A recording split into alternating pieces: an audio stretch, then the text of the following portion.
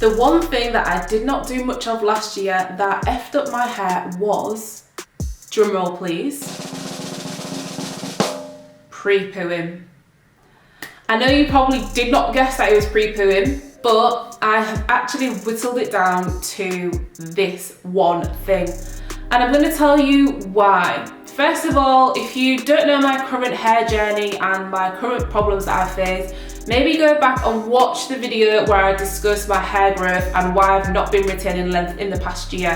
However, a few of these issues in the video that I mentioned had nothing to do with the fact that I stopped pre-pooing, and I did not actually recognise why it was, but I can definitely tell you the 3 things that pre-pooing prevents. The first one is moisture loss.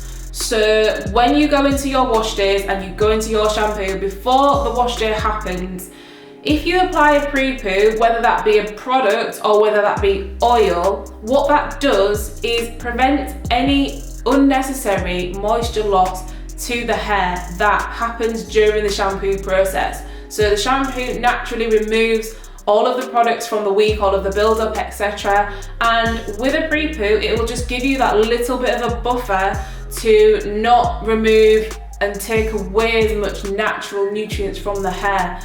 And that is something that I completely stopped doing because I was being lazy with my hair, and with me not wearing as many wash and goes as I was, I kind of felt like I could get away with it, but clearly not. So that is one reason what pre-poo does. The second thing that pre-poo prevents is breakage. And breakage for me is probably the single worst issue that I face with my hair care regimen, is the fact that when I detangle, when I style, I do get, not a lot, but definitely bits of breakage that contribute to the overall retention of the hair.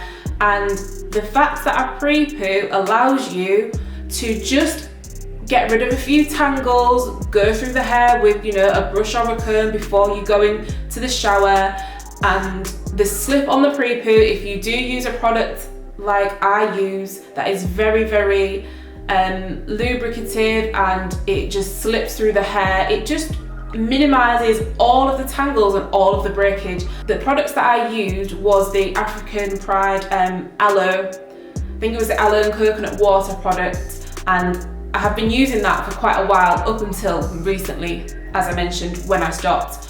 But that product is definitely a godsend, and if you do not know about it, definitely go and have a look at it and try it out for yourself. Pre-poo does help massively with the detangling process, and us as natural hair girls, after the shampoo, we do a lot of like roughing up the hair, creating tangles, etc. And then you go with your conditioner and you get rid of all that those tangles. But if you're able to do that even before you hop in the shower, then you will minimise the amount of tangles and breakage that you get throughout that process.